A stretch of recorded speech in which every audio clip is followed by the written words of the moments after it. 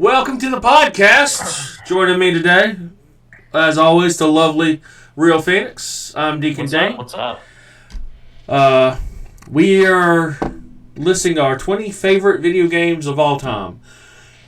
This is on the back of a recording you'll never see because his audio didn't. So that was 2 hours of our lives that just completely shambles. I haven't deleted it. I might be able to pick some funny jokes I said if I said any. Hopefully I did in 2 hours.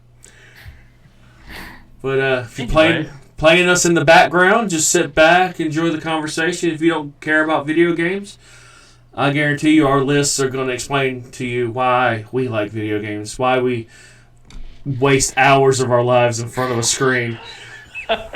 Yeah, exactly. But without further ado, our lists are not the best games of all time. They're our favorite games of all time. Yes. I will be reading first. I'll be going over my first one. Then Phoenix, then back and forth, back and forth. You get the drama. You get the gist. Anyway, that being said, my first game, or my 20th game, is also probably my most conversational / controversial. Hogwarts Legacy. I am. Oh yeah, absolutely. Such a big. That would have been my number one honorable mention. I didn't put that one on my list. It barely made it. That phenomenal game. It was now if fun. you're not a fan of Harry Potter, I don't know if you enjoy the game as much, but being I'm a huge Harry Potter fan, It was very enjoyable. There were so many call outs too. Exactly. I've never felt more joy playing a game than when you get through the tutorial, you go through the portal ish thing, and there's Hogwarts standing in the mountains, and it plays the music. And it says Hogwarts Legacy. I said, I'm home. I am. I was so excited to play that game, and they did such a good job. They really did, and a great voice cast on that game too. Yeah.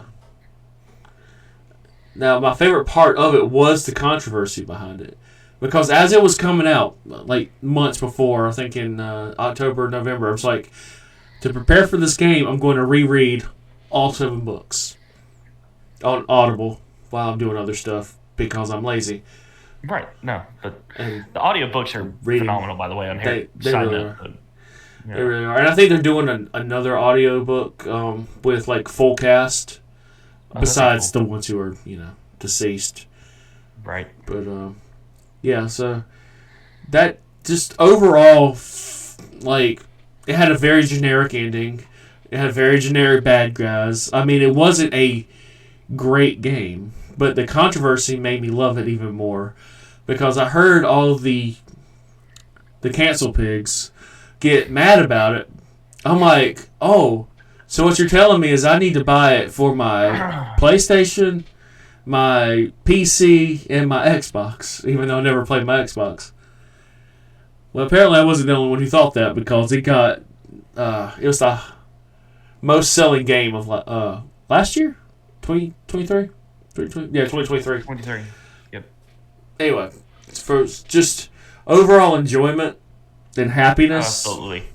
That's going to be my number 20. I'd be curious to see what they do with the future because it really kind of sets up a world where they could go even further in depth into the whole wizarding world. Do a sequel game and go even further and add in more elements. The biggest thing that everybody was pissed about was there was no Quidditch in it.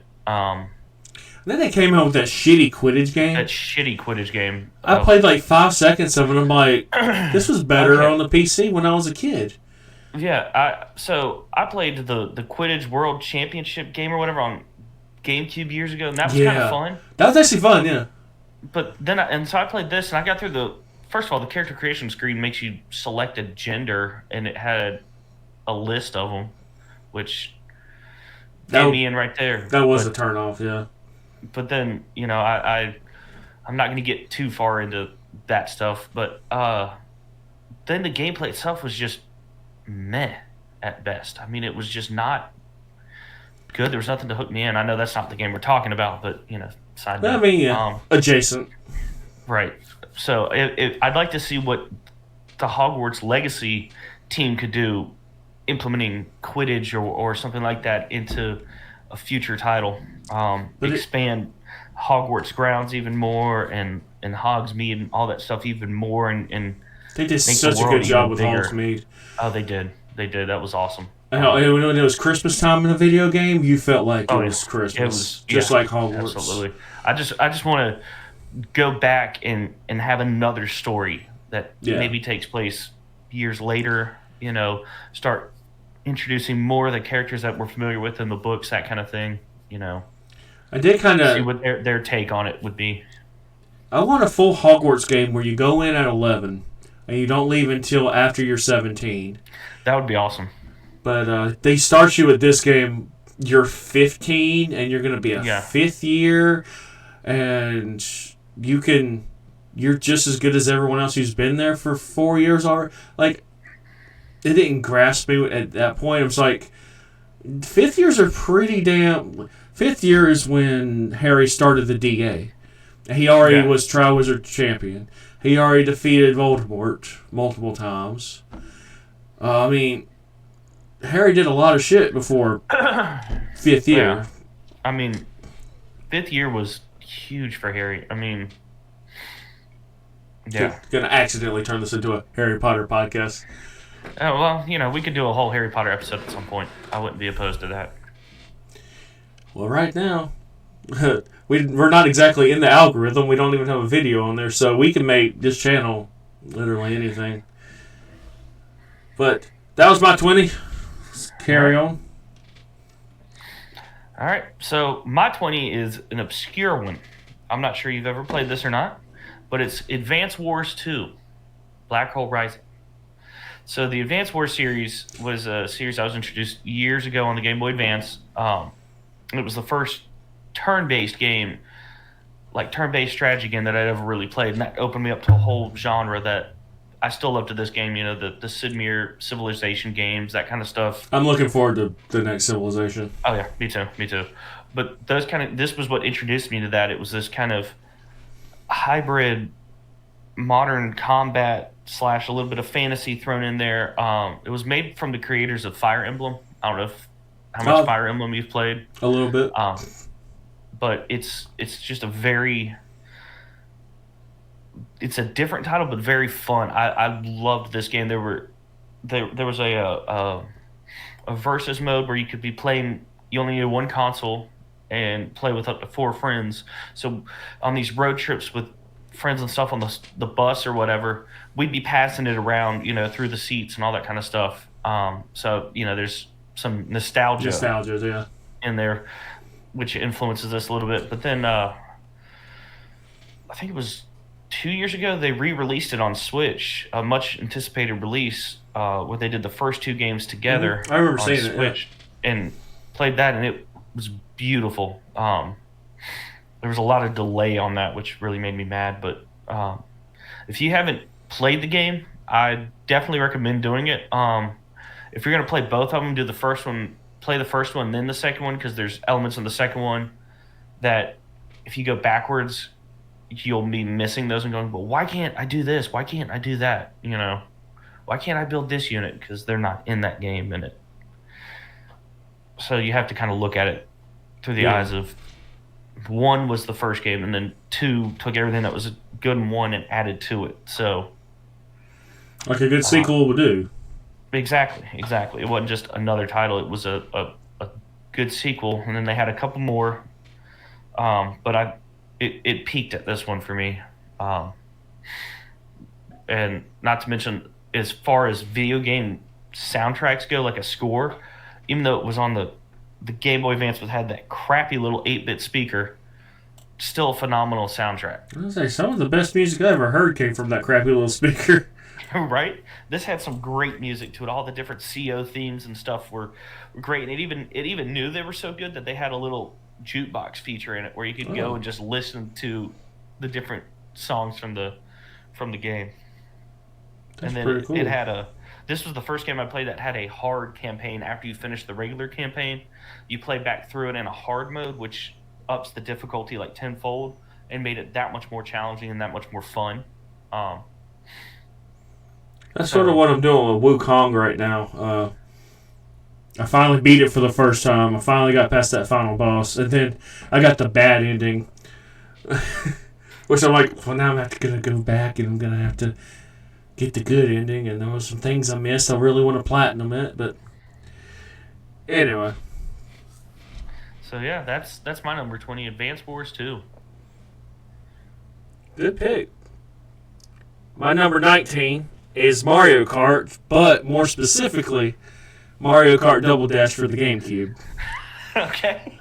Please give me back that 2-player experience where one's driving and one's protecting. Like, that was so much fun. Or the each character had a specific special item. It wasn't everybody couldn't get 3 shells. You had to be either Koopa Trooper or Paratrooper to get the 3 shells, or Yoshi with his egg, or Donkey Kong with the giant banana peel, And not to mention the very distinct weight classes. Now weight is just kind of it's just a thing. It's a stat. But that was a distinct weight class. You had either you were the baby class, the normal, or you were the heavy guys. Yeah. Absolutely. I chuckle because you'll find out in just a few minutes why I chuckle about this. But Mario Kart's still a game that I play with my friends on Switch, absolutely. And I'm looking forward to the new Mario Kart that looks like we might be able to have 24 players at once.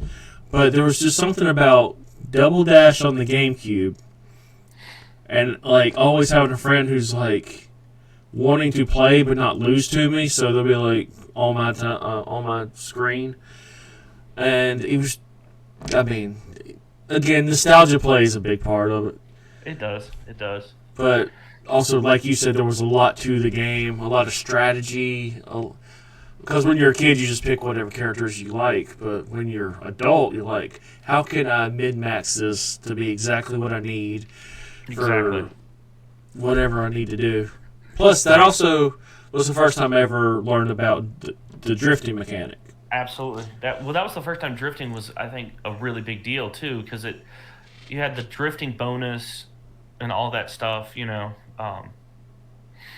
but there was so much different to this game coming off of Mario Kart 64, which is a great game. Yeah. But the step up from there to this was just astronomical. Unreal. It was like a different game. You had your roster exploded. You had customization, like the tracks. The tracks. Phenomenal. And then there was even a hidden cup that I remember none of my friends really knew about until we unlocked it one day and we went, holy crap, there's a 4th cup, what? It was the challenge. Oh, it was that was such a great game. And I still know every shortcut to every one of those tracks, and the fact that you could do 2-player either against each other, or you could be on the same cart and you each be a character. And actually, the back guy helps with the drift. Exactly, and the back guy could also punch too. If you didn't have an item, he could hit the car next to you. Yeah. As you're driving, I mean, just all that kind of such a phenomenal game. I lost my GameCube and all my games during one of my moves, and I really hate it because a few of the games on my list were on the GameCube. I still got mine in the other room up there. I even have mine was the special edition that came with a promotional disc, and I still have the promotional disc too. Mine was just a regular black GameCube, but it came with it was the Legend of Zelda like 20th, I guess, 20th anniversary. Okay. Because I'm old, but it came with a disc that had Legend of Zelda, like the original, had Ocarina of Time, and had Majora's Mask, and that's when I fell in love with Majora's Mask. Because when I was a kid, I'd have a friend or two that had it on N64, but they never let me borrow it because they're assholes. You know who you are. You know who you are. You're not watching this. We don't talk anymore, but you know who you are. So that was my 19. Go ahead. All right, so my 19, sticking with the Game Boy here, is Metroid Fusion. It's on my honorable mentions. Um, Love Fusion. so huge Metroid fan growing up, always have been, and Fusion was the first Metroid game that I played, and I played through that game. Absolutely love that game. One of the best side-scrolling games ever, in my opinion. There was such a sense of like dread, which is There really was. when you saw the other Samus, and they showed like that picture of it's just a blank face behind your suit. You're like, and of course you're gonna get cocky. You're a kid. You're like, I'm gonna try to take this thing out. It absolutely destroys you. That was one of the hardest battles. It was difficult, and I enjoyed it so much. Oh, I did too. And the fusion suit, that purple and blue suit. Oh, Yeah, actually, at the end of the game, don't you get like your suit back? yes, I missed the purple and blue suit. yes. And then whenever, however long it was until Metroid Prime came out, which would be one of my honorable mentions, is Metroid Prime. If you beat the game on Metroid Prime, the second playthrough you could play with the fusion suit as your suit. Oh, And I it was so cool to see that suit in like 3D, and that might have been just on the trilogy, but either way, it's still, seeing that suit in 3D rendered glory was just awesome. Well, I think Metroid Dread's supposed to be in the same timeline as Metroid Fusion. Like, Ooh. I don't know. I haven't played it yet. I want to. I haven't, but I haven't played it. I got so many games I need to play. Like most of the games I'm gonna mention. I'm looking through them. No, I beat all these games. I beat most of these games. There's one or two on here I have yet to beat. I've gotten close, but some of these games I was young and naive, and we should definitely, if this thing starts taking off, do a gaming channel where we play through some of these old games or some of these games that I thought about people that, are saying are really good games that we haven't played. Actually, like sit down and play through them. And I thought about doing on them and stuff. I want to start streaming because I might as well try if I'm going to be playing the game anyway. I thought about having like certain days I play certain games, and Thursday was going to be Throwback Thursday where I play absolutely all games and stuff. But I like it. But that'd be something we can do in the future. So yeah, 19 Metroid Fusion. All right, mine is a trilogy, but you'll know why when I name the game. It's Assassin's Creed 2. Oh yeah. 2 Brotherhood and Revelations absolutely were such a great experience with the best assassin.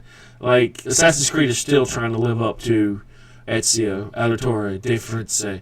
Like, yeah, there's. I poured so much time into these games. I did too, especially 2 in Brotherhood. I mean, I had played Assassin's Creed a little bit when it came out, and I was like, this is kind of fun. It's a little frustrating, whatever.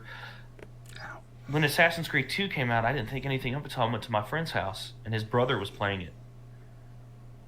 Changed my life. I was like, oh my god, this is... It's such a step up. Night and day better.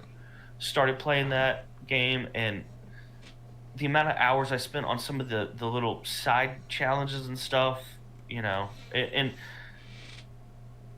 part of, and it's going to sound kind of cynical, but part of the thing I liked about it is it was still an old enough game that you're still fighting the camera and things like that, which give it that, even when I play it now, like the remastered, it still has the little bit of that nostalgia difficulty that just comes from when it was released. It's not flawless, but it's that kind of adds to the game a little bit. You know what I mean? It's charm. It's not perfect. It's charm. Exactly. Charm, like a scratch on a car. It's a little bit of personality.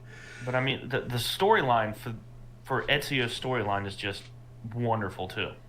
I mean, you get lost in it, and then every time you end a sequence and it brings you back to modern time, it really kind of broke me out of the game because I was completely sucked into the story. I completely forgot this is a memory flashback. Spoiler alert to anybody that hadn't played the Assassin's Creed games, but where the fuck have you been? Yeah. That's a good time to start. Yes. And if you want a place to start, this is a great place to start. Just forget about Ezio trilogy. Altair is a big part of it. You can watch a YouTube video and get his story. You don't need to play those games. Yeah. 1 doesn't hold up. But 2. If you don't mind bad graphics so you can get some good story. And Revelations actually has really good graphics. Oh, yeah, Revelations had great graphics for its day. Brotherhood wasn't terrible either in terms of graphics. And the remasters look beautiful. Yeah. I don't know if you've played the remasters yet or not. They look beautiful. And they did a good job remastering in that they didn't try to put the modern game and skin the old game with a modern game. They actually just took the old game, upped the graphics a little bit to make it so it looked better on a modern console, and released it. And it's wonderful. It just makes me sad that where we were with Assassin's Creed, the trilogy, and then it went downhill so quick with 3. Went right back up. I mean, I'm one of the people who don't think that Black Flag was the best Assassin's Creed game, but it was a very fun game. But it gave Ubisoft the wrong idea. So they're like, oh, so y'all like ships? Let's start making ship games. I just liked that. I'm always been a fan of pirate stuff, and that to me was kind of cool to take the pirate elements, but then with the ship and everything, like you said, they took it too far. It is a great pirate game. And Assassin's Creed kind of, unfortunately, I think, I'm still open for Ubisoft to change my mind, but it kind of ran its course, in my opinion. Well, Shadows isn't looking good. I just watched some gameplay. It looks terrible. The last one I played, and I didn't even finish it, was Syndicate. And I didn't even finish it because I got kind of tired of it. It was very repetitive and very boring. I mean, it was, go over here, go talk to this person, he tells you to go kill this guy. Okay. Go over here, talk to this person, he tells you to go kill this guy. There was not enough variety in the gameplay or anything, and I didn't like how they forced me to play an assassin I didn't want to play. I like Jacob, which apparently is a hot take, but I played Jacob with brass knuckles because I thought that was cool.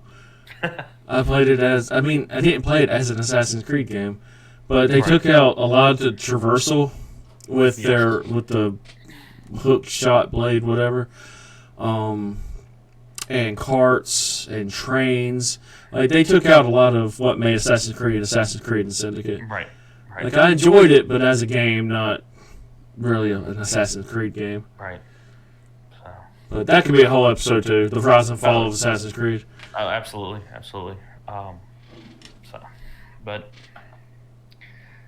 So my 18, we've already discussed. It was Mario Kart Deluxe. Great game, great choice. I completely agree.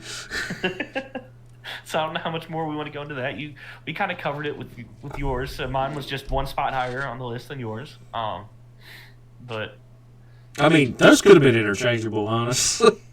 It's just such a good game, and I'm sitting here looking through here. It's the only racing game I have in my top 20, and I really like racing games. I do too. So that's really telling something about it's not a realistic driving simulator racing game. It's not a Gran Turismo iRacing thing or something. So the fact that it, in my mind, stands above those really kind of is a shout out to how good the game is. Because it was fun. It was fun. It was challenging at times, but so rewarding and keeps drawing you back in. I still find myself every so often I'll jump back into that game and play it. And it holds up. It really does. The GameCube knew what it was doing. Absolutely. I guess it's still one of my favorite consoles of all time. I mean, you're not alone. There's a lot of people who's their favorite console. I don't think I have a favorite console. Overall, for me, it's PS2. But I never had a PS2. Once again. I didn't have a PS2. I can't remember. Anyway, what was 17?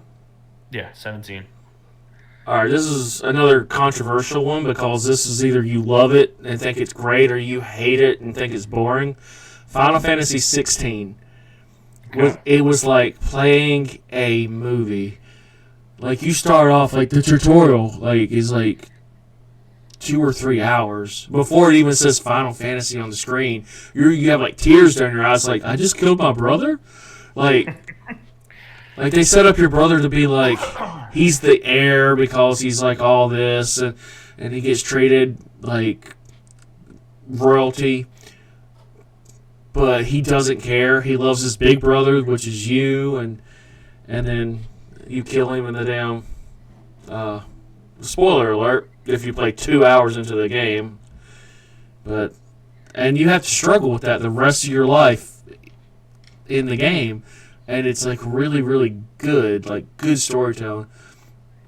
People are like, it was boring. There's a lot of cutscenes. I'll give you that. There's a lot of cutscenes, but when you turn into this kaiju motherfucker and you're over here running up fighting a Colossus, which by the way Colossus is in the game.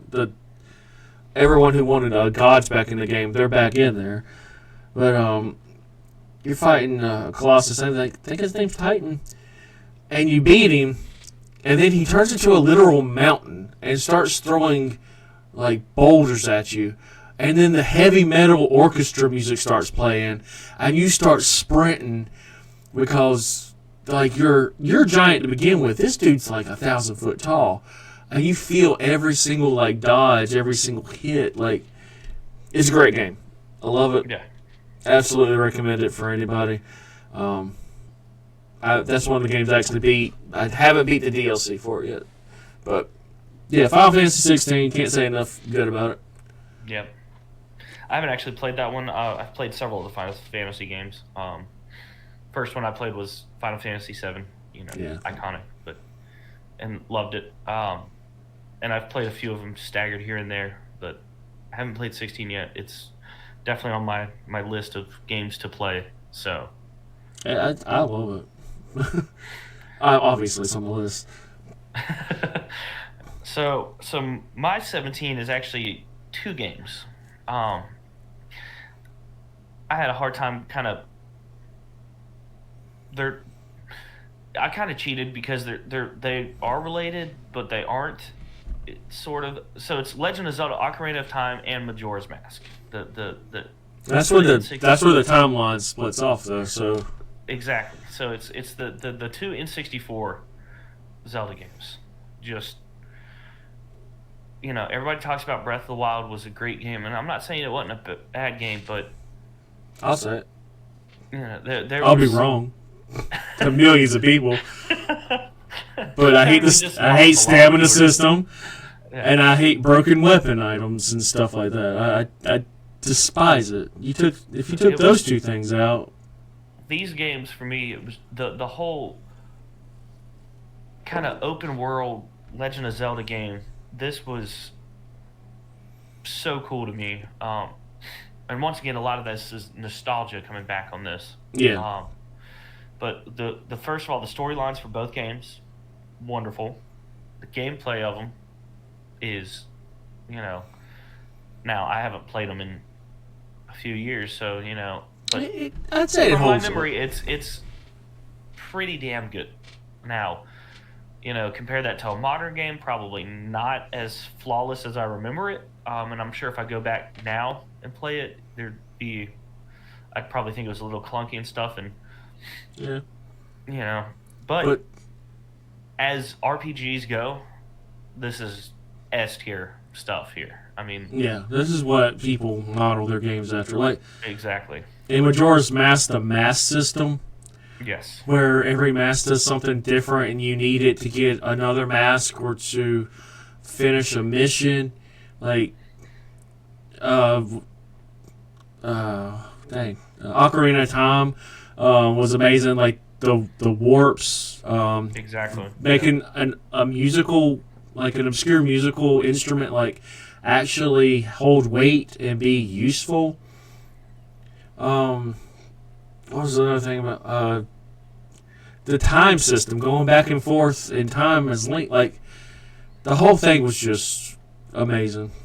Oh yeah, it was one of those games that sucked you in, and you were in the storyline, and one of those games I was like, all right, well, I want to see what happens next. I got to see what happens next, and you get to a boss that you can't get past. You're like, well, I got to get past it because I got to see, what happens next. I've got to, And that was a time where, like, if I'm playing an RPG now and I can't get past something, it's like, oh, I'm under-leveled or I haven't done something right.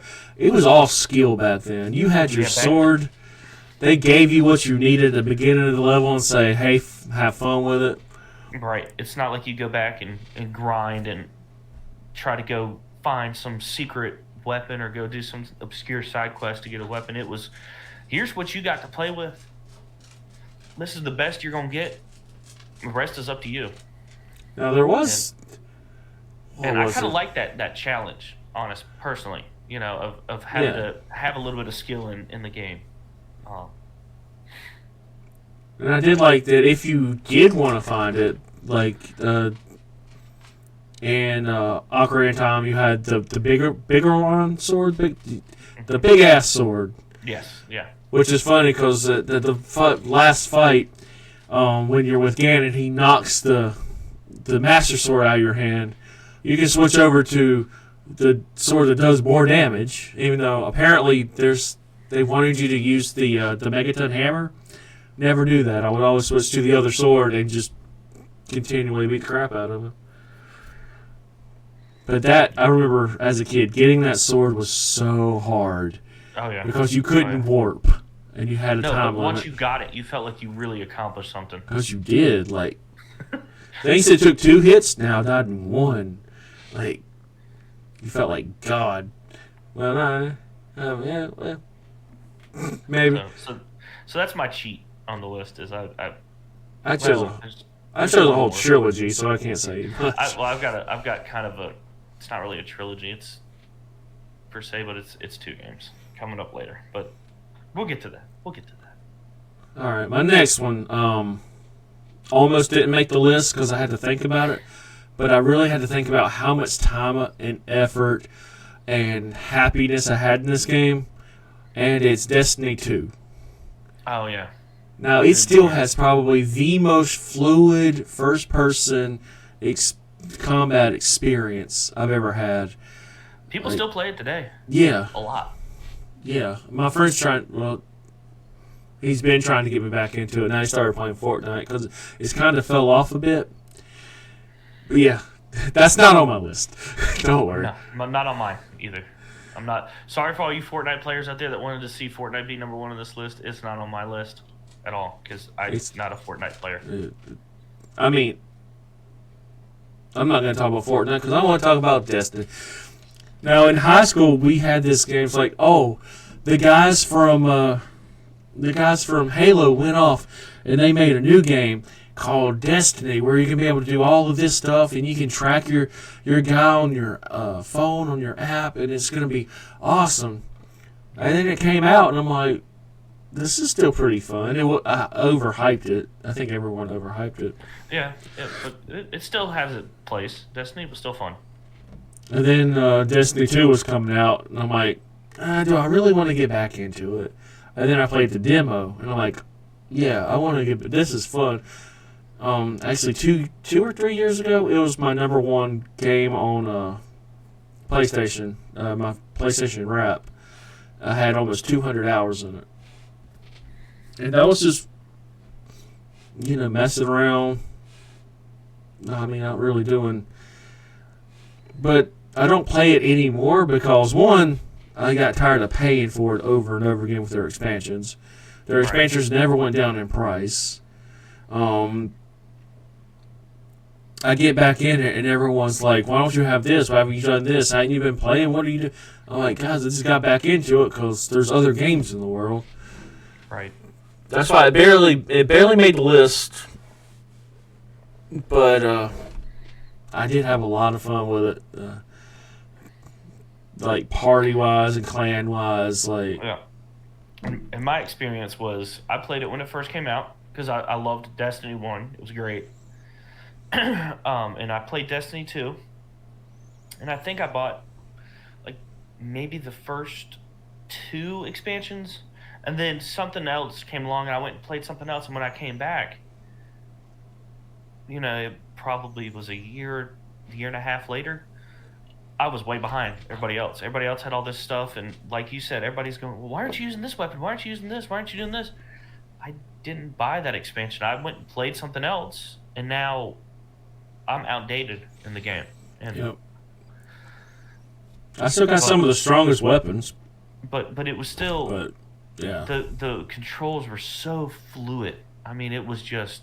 The gameplay's what kept bringing me back. I mean, it was one of the best first-person shooters in terms of how smooth it was and how immersive, and it was just so well done and well refined. It was not just another copy and paste first-person shooter that, since Call of Duty came out, everybody's doing. Everybody tries to, first-person shooter, that's a guaranteed moneymaker, so let's just make one. And yeah, they got oversaturated quick. This one was a breath of fresh air in that market. So no, I agree. It's a great game. It didn't make my list, but I also didn't put 200 hours into it like you did. I put about 100 and something hours maybe. But I remember what I bought, not the latest DLC, but the one before it, like a year or two ago, and I beat the campaign in a weekend. They didn't add anything new. Like, they had we have this whole new powers, but I only played as the Titan, and his power sucked. So I'm like, well, I'm done with that. I guess I'm gonna go play something else. They're like, but Corey, what about the raids? I'm like, I don't like it. You want me to sit for 5 hours to do one mission that we might lose at the very end and not get anything out of it? I can waste my time doing something else. But I'm saying a lot of negative things for a game that's on the list. But it's because it's live service. Like, live service wasn't this big thing. But people started looking at stuff like Destiny and Fortnite, and they're like, they're making 10 times as much money as we are with these other games. We're going to have to change our model. So that could be a good thing and that could be a bad thing, because now everything's trying to be a live service game, because they do make a lot more money than a standalone game. But they don't get the respect from the gamers, I can tell you that. No. Anyway. But Destiny 2. So, for mine, 16 is a little bit of a strange title. But it goes back to my early days of gaming on a computer. Things were a lot more simple back then. And this was one that my sister and I used to try to find ways to compete in and outdo each other. But it's Roller Coaster Tycoon. Yeah. The first one, the old Chris Sawyer games. My nephew still plays that game. There's a new one for the Xbox that he plays. This game, just to put it in perspective, I'm not alone on this. They just re-released it again. Now, this game originally came out in like 90 something? It had to be late 90s, because I remember we were running it on my dad's old computer that he brought from his office that ran like Windows 98 when we got it, and then we upgraded it to XP at some point. And we had the expansion packs to it and everything. Loopy Landscapes and Corkscrew Follies. I still remember that. We didn't get those. You must have been a rich kid. We found it at a Goodwill. We walked into Goodwill one day and it was sitting there, and I begged my mom to buy it. So, no, they just re-released it on the Nintendo Switch like December of this past year. So, like December and November, they just re-released the game. So it still holds true. It's kind of a simulation game, but it was just, there was something fun about it. I don't know a better way to put it other than just trying to, they throw objectives and stuff at you of where you had to have a certain amount of guests after a certain amount of time, and Yeah. rides had to be a certain rating and stuff, and trying to push the limits of people was always really fun. And then if you just got mad at somebody, you could make a roller coaster that ends over top of a crowd and just send roller coaster cars flying into a crowd, killing lots of people. Are you okay? It was a great way to deal with stress back in the day. Take it out on a video game, not actual people. Yeah. No. I'm not condoning doing this in real life. Do not do that in real life. Just so you know, with the newest game, you can still do that. You can build your own roller coaster and just have it end in a ramp, and the carts go flying off and people screaming and stuff. But there's that game to me is always going to have a special spot in my heart. Again, nostalgia. I'm noticing. And there's nothing overly sophisticated about the game. It's at its core, it's pretty basic. I mean, if I remember right, the story was some guy developed the game as like a college project or something, and I can see that. Yeah, it took off, and now here we are talking about it, damn near 30 years after it was released, and it still holds up. And it's got several sequels.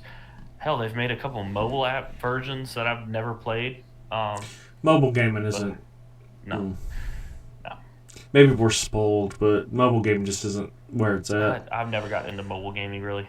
Everything just wants you to handle money, or time. Like, oh, you got to play this every single day. That's a different podcast. Yeah, that's a different rant. Yeah. Anyway, that's my 16 is Roller Coaster Tycoon, the old school Roller Coaster Tycoon. So, well, continue with this trend of nostalgia. My 15, Pokemon Stadium. All right. Now, I begged. One or two. I put 1, even though I know 2's better. Does that make sense? Yes. 1, I went to my cousin's house and he had it, and he had like the pack that you put on the back of the controller, and it was like revolutionary. I'm like, how can all of this happen? I can play my Pokemon in 3D on the TV, and it even had a thing where you could speed up your game. You could play your game with the controller at 2 times speed on the TV. I don't know if that was 1 or 2, but either way, you know what I mean. But it was so cool to see, like, my 1 level 100. I'm like 9 years old. I had a level 100 Blastoise. Taking him into the game and just absolutely destroying the Pokemon League and like everything. The gym leaders didn't stand a chance. It was what I thought Pokemon peaked, even though it's gotten a lot better over the years. Like Pokemon Stadium 2, Pokemon Coliseum, who people don't talk about much. Yeah, no, this game for me has some nostalgia to it too. I didn't have a Nintendo 64, but what we used to do a lot of the time was we would go to Blockbuster and you could rent consoles back then. You could rent a Nintendo 64. I don't know why my parents wouldn't let us own one. But every friend that I had that had one had Pokemon Stadium. We'd play it there. But my sister and I would rent Nintendo 64, and the 2 games we would always rent were Mario Party 2 and Pokemon Stadium. Oh. Honorable mention Mario Party. Yes. And we just would play Pokemon Stadium for hours. I remember just something about the first time you got to see the Pokemon actually performing moves to me was just so cool, because I was used to playing on Game Boy where, Surf is the one that sticks out to me. Surf had a blue line go across the screen. But in this one, you actually saw the Pokemon get on top of a wave and crash the Yeah. wave into somebody else, and I was just like, that is the coolest thing in the world, And now It's still pretty cool. Yeah, it's still now every Pokemon game, but back then I was like, dude, this is like out of the anime, And someone even pointed out, like, the Pokemon Stadium, like, their attack animations look better than Scarlet and Violet's. Yeah, to an extent, absolutely. I could talk crap about Scarlet and Violet all day, too. And I bought both of them, so I'm entitled. Yeah, I bought both of them, and the DLC. I did too, and we're not getting into that. Sword and Shield was 10 times better. Sword and Shield was 10 times better. But yeah. No, Pokemon Stadium, just fantastic game. Once again, another console that 64. Another great console. But yeah, I ended up. Still don't own one, but I've emulated a lot of stuff in my day. / bought the games when they were released on like the Wii Shop and stuff like that. That's where I played some of this stuff. But it had one of the greatest libraries of games. Really did. Ever, and Stadium was definitely in the forefront of that, for sure. Stadium, like you said, I think everyone I knew back in the day had Stadium. Not everyone had little pack to go on. No, I only knew of maybe one person that had that, but everybody had Stadium. I think it was like $60. It was not cheap. No, which back then, people are watching that going, "What do you mean? It's $70 for the new Call of Duty." Well, back then, $60 was a lot of money. When the game was like what, $20 maybe? Actually, 50. I just looked it up. But we had more money. Let's not get into politics. Back in my day, we kept more of our check. And grocery didn't cost so much. Oh, Lord. $50 could feed us for a week. I'm not wrong. I'm just making a funny voice when I say it. Oh, God. Anyway, Pokemon Stadium's my 15? 16? I numbered these wrong. Yeah. So, my 15 is also in the Nintendo 64. It is, to this day, still a game that I'll go back and play is Super Mario 64. Classic, yeah. Such a great open world RPG.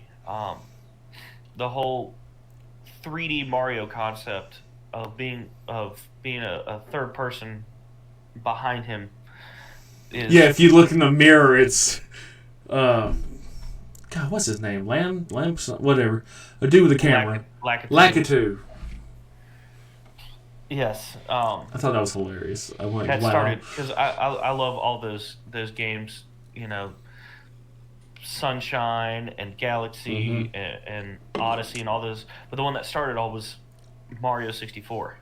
Yep, and it did it so well. Oh, it did it so well, so flawlessly. I mean, it was fun. It was challenging. It was rewarding. And even now, the graphics still, to an extent, hold up. They're not terrible, just polygon graphics.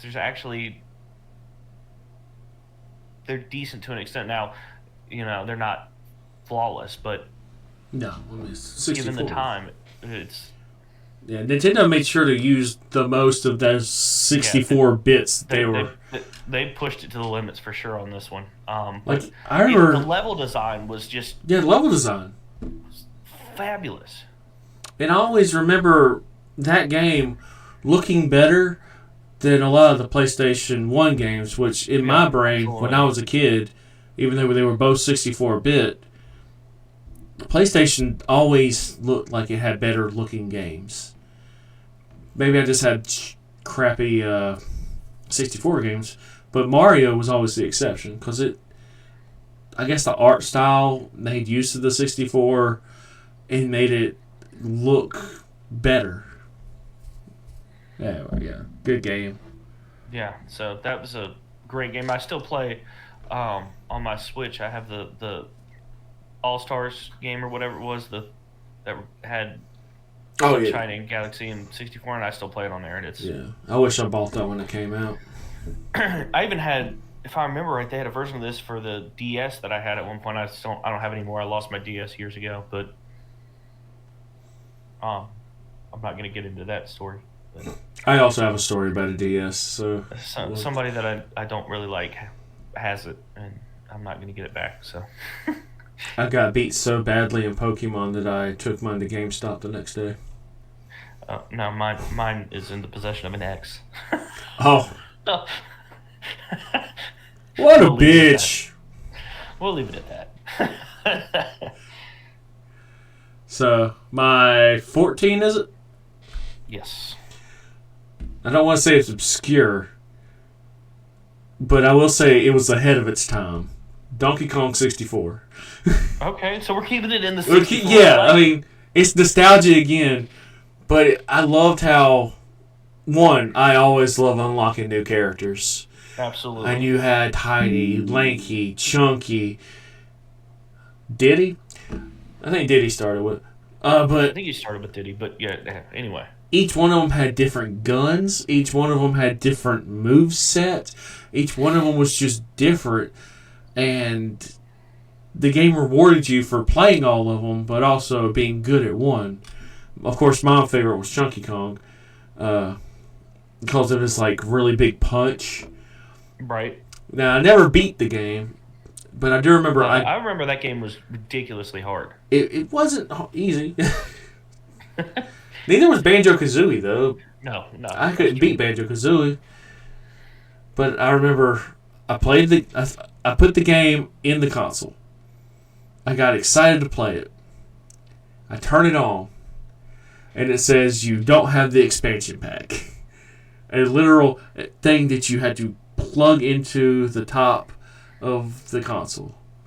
And my dad said, why would they sell you this game and not sell you the piece that you needed for this game? So he reluctantly, but he still did it. Went and bought the expansion that I needed, and yeah, that game was, like I said, ahead of its time, and a lot more difficult for a child to have to figure out some of those puzzles. Seriously, yeah. Gotta get your parents' I help. haven't played it in years, so last time I played it, I was a kid. And I was just like, this game is too hard. It was a hard game. But man, was it good. And if you did something wrong, like you got the game over where it was King K. Rool blowing up DK Island. Yeah. Oh, it was just so cool. Yes, that was a great game. So, from my 14, we're going to keep it Nintendo. So not on the 64. Technically it started on the 64. I could have picked any in this series, and it also has to deal with unlocking characters, but Super Smash Bros. Ultimate. Ooh, we're low for that one. Ultimate. Go on. So I love Super Smash Brothers. Placing this one was difficult, but if you see some of the stuff I have in front of it, it makes sense. But Super Smash Brothers started on the 64. That was the other game that everybody had. Everybody had so many joysticks and controllers were destroyed because of this game. Friendships were destroyed because of this game. And then everything only got better with Melee. I mean, we had tournaments. They still have tournaments for Melee. Oh, I know, but me and my friends would have tournaments and stuff for Melee, and then Brawl came out. Same thing with Brawl, although I think Brawl was a little bit of a step down. It was. It was. Edit that out. I never edit that out. I'm lazy. But everything that was right about Super Smash Brothers, and even some of the stuff that was wrong, they threw it all together and put it in the Ultimate and created literally the Ultimate game. Yeah. 89 characters? Something like that. And then they started the DLC characters. I mean, I still remember my reaction when I saw the trailer with Sora. I did too. I said, I knew it. I was texting my friends like, fucking knew it. I lost my shit that day. Yeah, I saw the lock and saw a fly through it. I'm like, yeah. But the bringing all these characters together from some of history's greatest games and battling them out. What started with just Nintendo games and Nintendo characters, then you started adding in, Final Fantasy characters and Street Fighter characters and Castlevania characters and Fire Emblem characters and Fire Emblem characters and Fire Emblem characters and so many Fire Emblem characters. So many Fire Emblem characters, Jesus. But Solid Snake, Samus. Just yes, such a great game. Yeah, I could go on for hours talking about Super Smash Brothers and the amount of hours I have into it, and the single player campaign, if you want to call it that, was really fun for Ultimate. They introduced the whole sprite element into it, which is kind of neat and different. But going through and unlocking and trying to unlock your favorite character to be able to use them in other battles and unlock the sprites to power them up or to overcome stage hazards and whatnot. It was kind of a fun and unique campaign, or if you want to call it a campaign. But I enjoyed that a lot. I did. So that's my 14 is Super Smash Brothers Ultimate. I know it's, as you said, it's a little low. A little low. Some of these games coming up, you'll understand. Well, my 13, whether you played it or not, it's been around in the zeitgeist for a while, and it always pops back up every now and then. It's Warframe, the first free-to-play game that I thought, I can't believe I didn't have to pay money for this. I still have it. I still play it. It's so good. They do a good job of keeping the story intact, different Warframes to get. You don't have to buy anything. You can earn everything.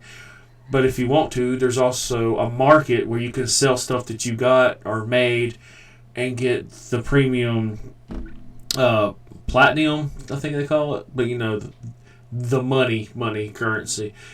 It still looks amazing. My computer runs it at 144 frames per second without no lag, still in crisp 4K. For a free-to-play game, it is ridiculous. The only thing is, it's just like Destiny, where if you ain't played in a while, you're going to be lost, completely lost. You're like, I got to do what? I thought I already did that. But at the end of the day, it's really fun, killing tons of enemies, getting tons of experience. And it definitely needed to be on the list because I spent too much money on it for it to not be on the list. Right. All right, so 13 for me is Kingdom Hearts. Now, Kingdom Hearts 1 and 2. I couldn't decide which of the two to put on the list, so this is my other cheat. 1 don't hold up. Fight me in the comments, I don't care. 1 don't hold up. 1 for me for the nostalgia. 2 was a much smoother game. The 2 mechanics were flawless. But I mean, what's not to like of, we grew up in the Disney generation. We grew up watching the classic Disney movies, Yep. And Pirates of the Caribbean for some reason. Yeah. I'd never liked those levels. But the fact that they created a game that was everything that you could do with Final Fantasy and the Final Fantasy characters and elements, boom, now you're doing it in a Disney movie. You're fighting Disney villains, fighting alongside Aladdin and Tarzan and Jack Sparrow in the Pirates of the Caribbean levels. And all these different... I mean, it was just such a great game. The story really got out of hand, honestly. I don't even know if they knew where the story was going. By the end of it? The sequels, prequels, alternate storylines, it got way out of hand. But the first 2 games on PS2, 2 of my favorite games. In fact, on either side of my desk right here are Kingdom Hearts posters. And even Kingdom Hearts 3, I thought was a lot of fun. But, Mine's all One Piece. Yeah, well, That's a different podcast. We'll do that one sometime too. Yeah. Don't worry. But Kingdom Hearts to me is such a. I don't get how can you talk about Kingdom Hearts without talking about that fucking banger of a song in the first game. Oh yeah. Simple and clean. I still listen to that entrance song. music. I do too. On my one of my Spotify playlists of like my go-to stuff. Actually, that one and Sanctuary, which was the second one. Sanctuary was okay. And then the third one, they did she did a song. I can't think of her name. The Japanese lady that sung all this, which she has an incredible voice, by the way. She does. Did one with Skrillex. That was the intro song for that, which I thought was kind of badass because that was at the time when dubstep was a thing. Why did it go away? I like dubstep. According to Deadpool, dubstep never died. So, but yeah. Well, I don't hear it anymore. But the and that was the other thing was the music of the game. I mean, yeah. Fight me if you want. The worst level ever in any Kingdom Hearts games is Atlantica in the first game, but the fact that the music in the background is Under the Sea is kind of cool. Is that the one where it wasn't an actual level? You had to like play a musical. That was in the second one. The first one, that was an terrible. Actual level. It was an actual level in the first one. Atlantica, they've always done dirty, but the first one had this stupid swimming mechanic where you had to move up and down in the water and try to fight stuff. And then you end up the final boss battle is Ursula's giant ass head, where she keeps trying to eat you, and it was weird. A little on the nose there. She's fat. Right. Anyway, I could go on for hours. These games, yeah, especially that one. I've. That's like if our childhood all came together in one game. Yeah, it really was, and then it had all the stuff that I love in an RPG game. I love the whole idea of leveling up to improve your character, unlocking new armor, new weapons, whatever, trying to improve further, and then also having little side collectors things to go do that, reward you with unlocking something by going out of your way and going off the main quest to go get all these side items or finish these side quests or whatever. All of that, those elements were in this game and done flawlessly. The amount of keyblades that you can unlock or staffs for Donald, shields for Goofy, and that's the other thing is you're playing with Donald and Goofy. Yeah. Not the best side characters. But you're fighting alongside Donald and Goofy, which is just kind of a cool concept. When you were a kid, like, I'll never forget my first impression. I had a friend who had a PS2, and he had this game. And I walk in, and I'm looking at him like, what is this? And, like, he's just starting. When you're on that island, and you got to verse the big-ass Heartless. I'm like, what is this game, and how can I get it? He wouldn't even let me play it. He's like, you could watch, but you can't play it. And then I came back the next day, and he's chilling out with Tarzan, and he's got his keyblade changed into the jungle blade or whatever, jungle key. And I'm like, that's awesome. How'd you do that? He's like, oh, every single world you get a different keyblade. Yeah. And I love shit that like world, which was. And then sometimes Sora changes, like when he goes to Pride Rock, he's a lion. He's a big lion. Yeah. Or when he goes to Halloween Town, he's got a Halloween costume on and stuff, Or Monsters Inc. in the new one. Yeah, he's a monster. He's a monster. Like, oh man, that game. That's what games creatively should be like. It was escapism at its best. The writing was. I mean, you really got invested more in the Sora or Riku Kairi thing, and right. I mean, as we see from Naruto, that works when you have 3 different characters and they're all friends, but they're all on different paths. It works. I didn't even think the way about the first one ended. If people haven't played it, it's not a super happy ending at the end of the first one. Things don't all just kind of fall into place. You know, wasn't that the one with was it Xehanort that you had to fight in the last? But it was actually No, it was actually Ansem saying that he was.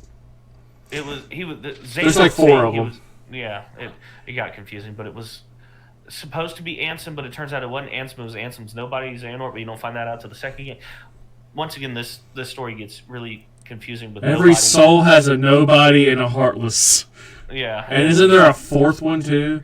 No, they go back in the past and then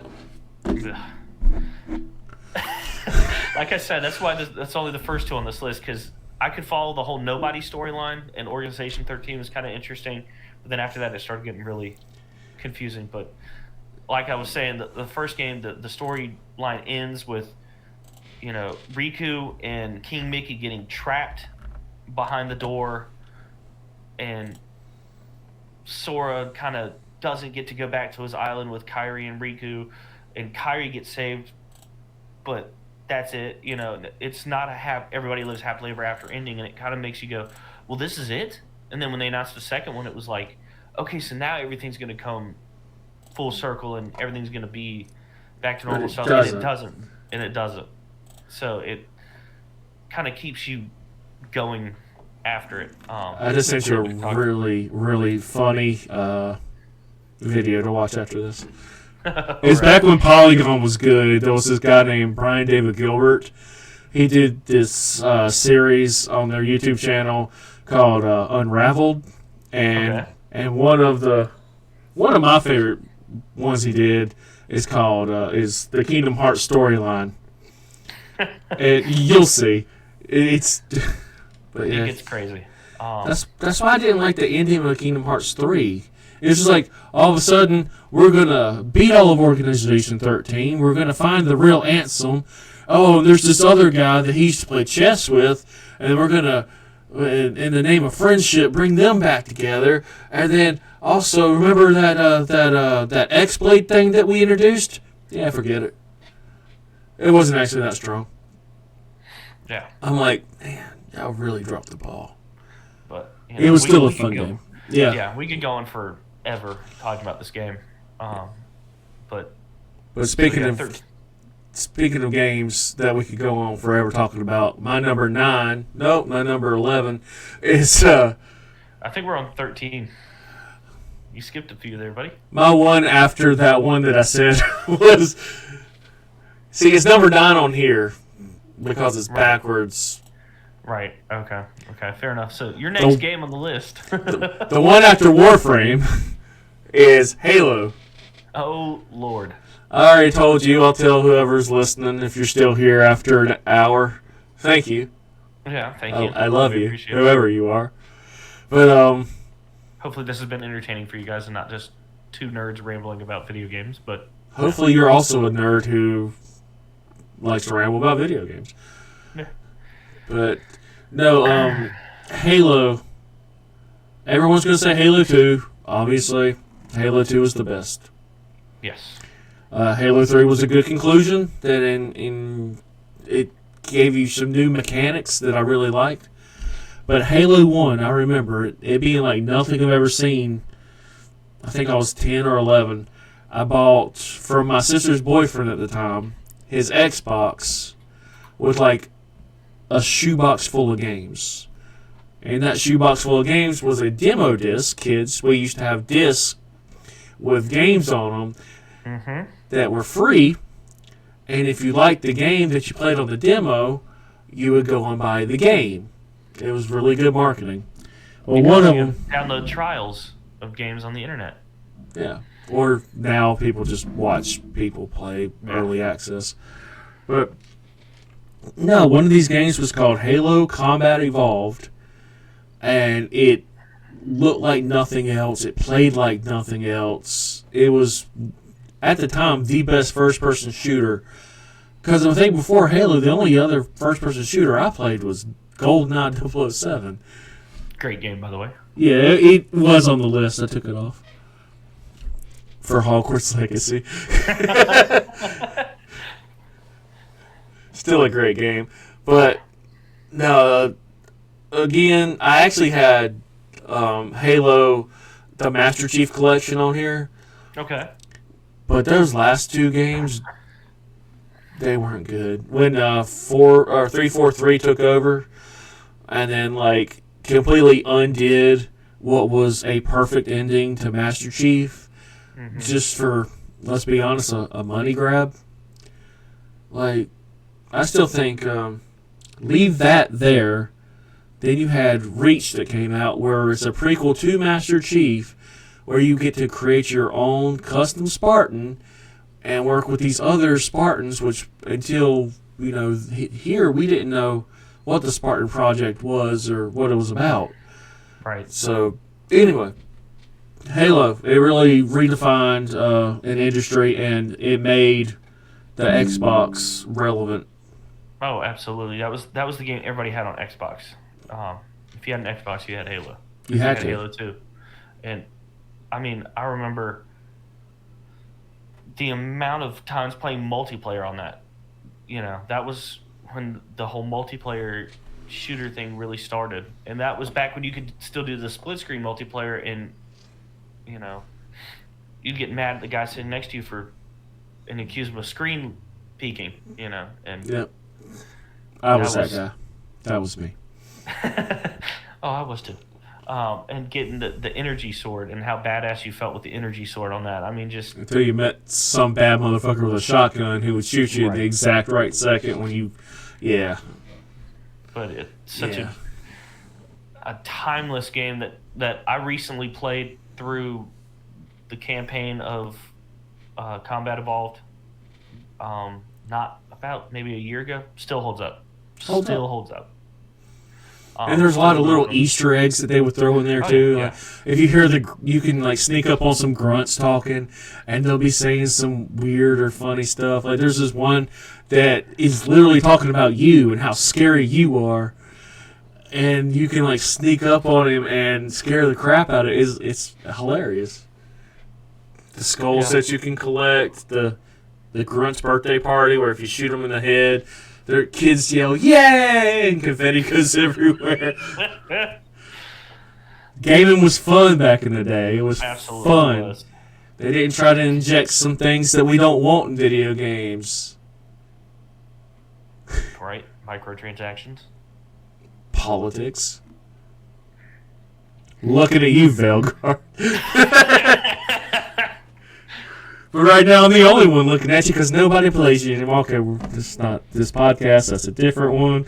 Staying on track. Anyway, Halo. Halo's my number whatever the fuck we're at.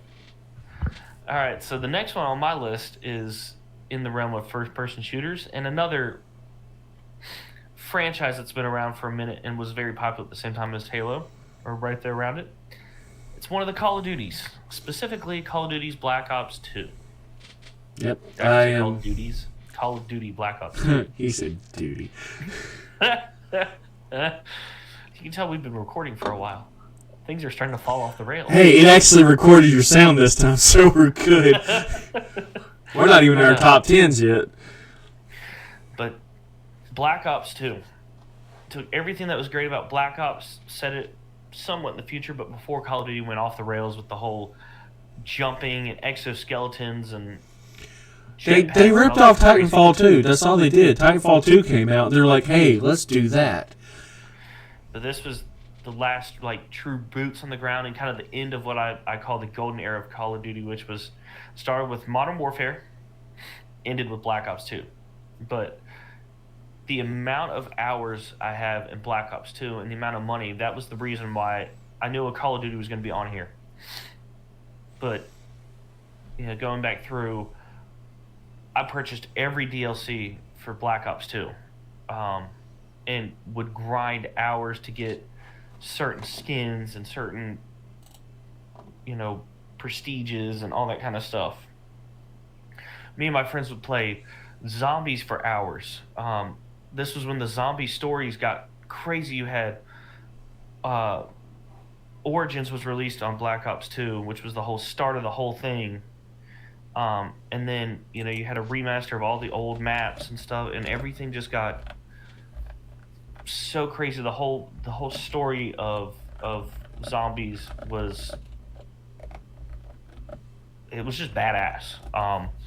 And we would play hours and hours and hours of zombies between Black Ops and Black Ops 2.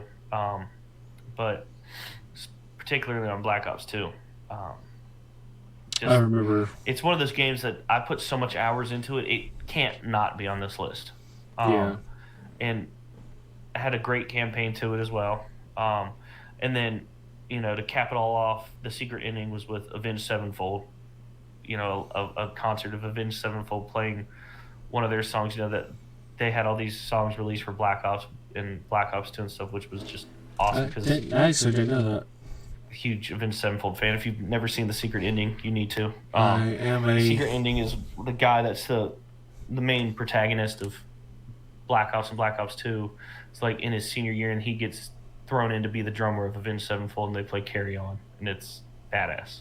So you see like these 3D rendered versions of M Shadows and everybody, and it's pretty awesome.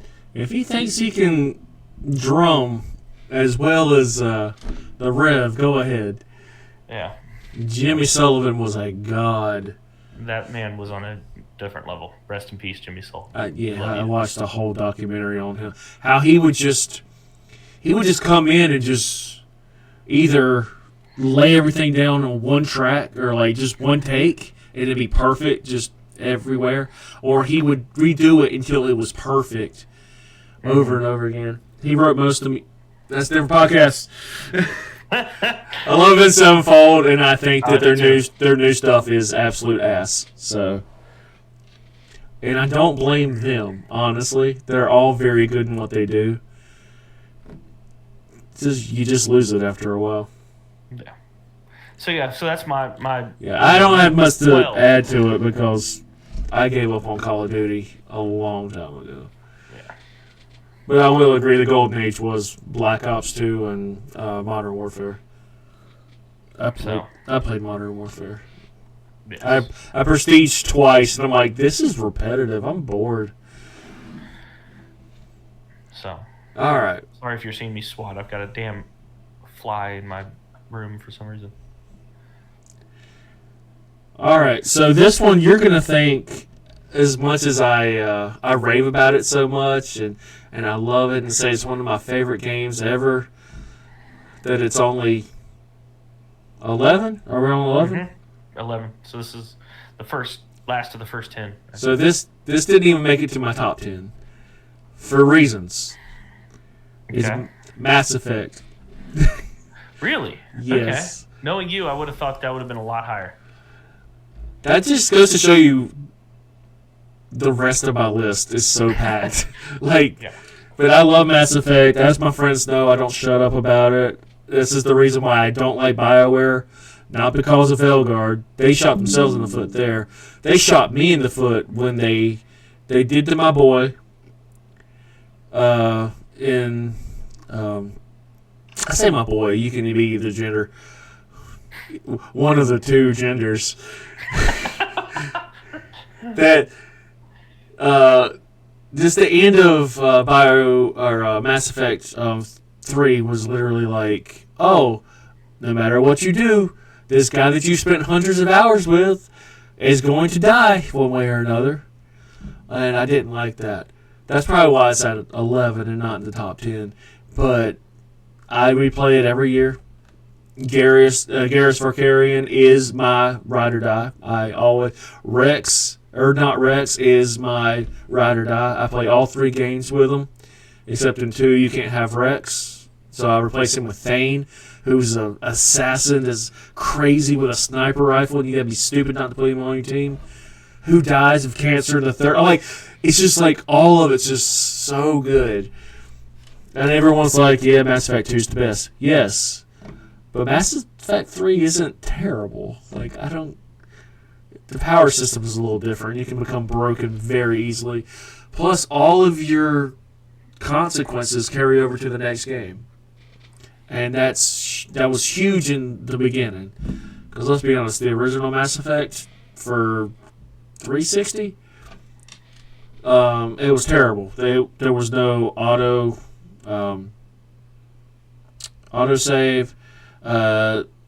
they didn't hold your hand in anything, so you didn't know what to do. It's like, oh, here you go. You're on an alien planet now in a rover you've never driven. Good luck. Oh, you're dead? Well, there goes an hour and a half of your life. But they fixed that with the Legendary collection. Legendary Edition.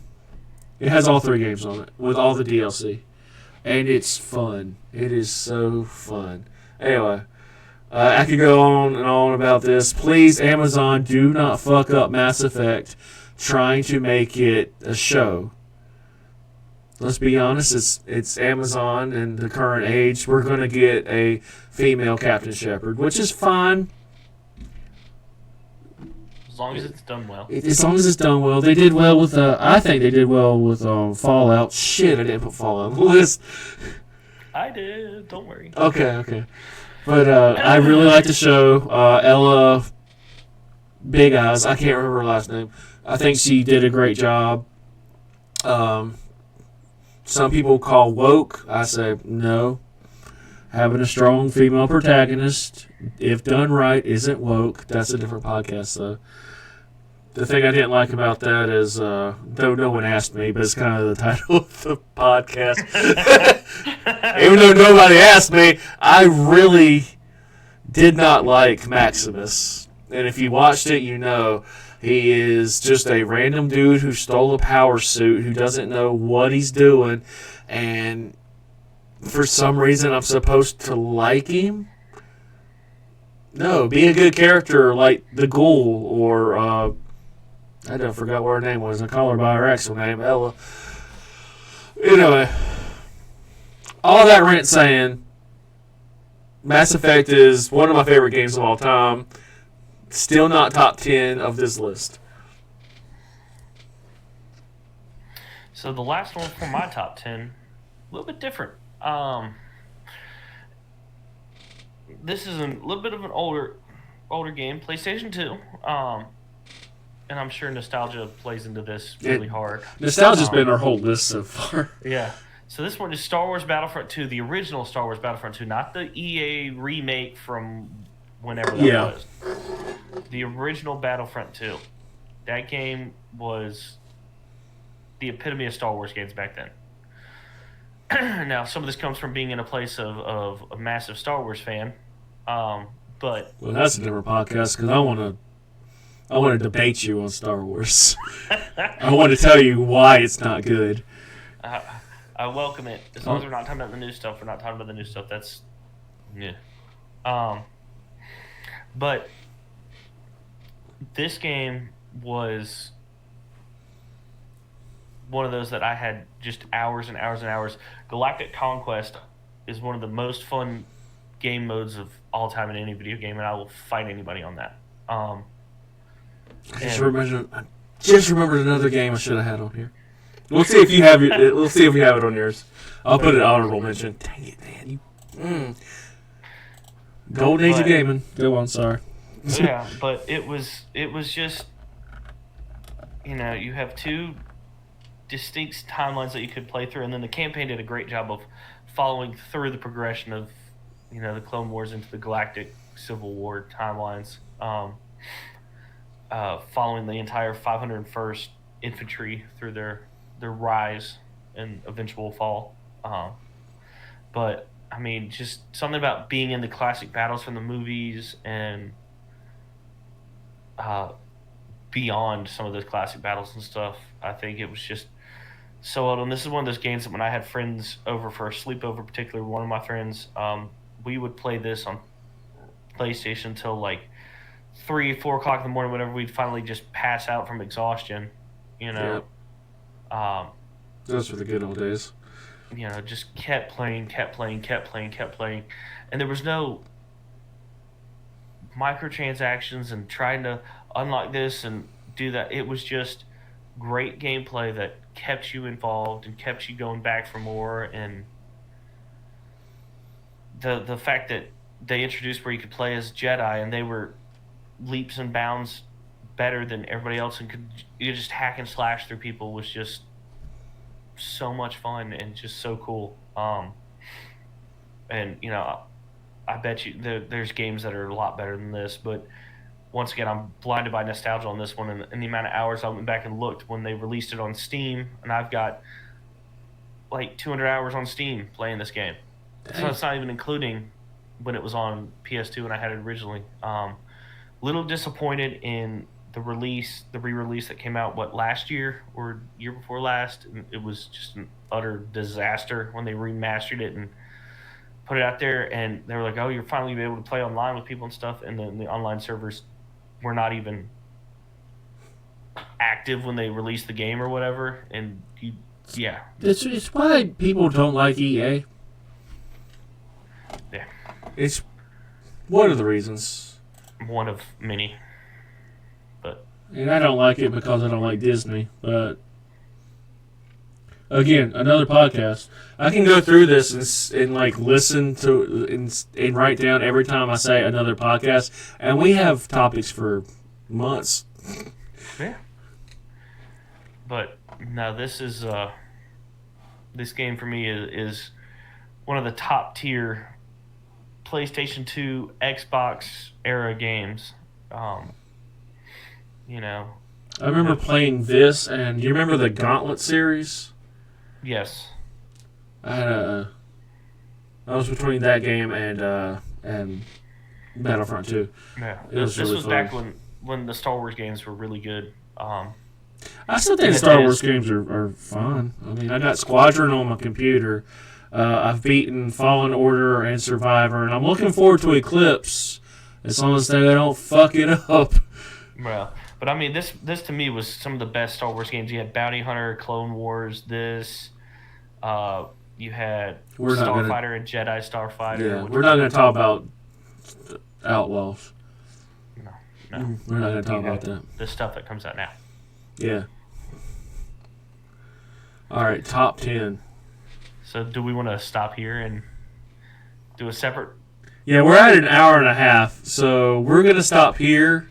I will probably post this, make sure I can post it today, schedule it for tomorrow morning, and then next Monday I'll post that, and if we do another one next weekend, then I can have that. And you see, like, if I keep splitting up into two, we'll get ahead, and we'll get in the algorithm. I didn't need to say all this. I can probably edit this out. Insert outro here.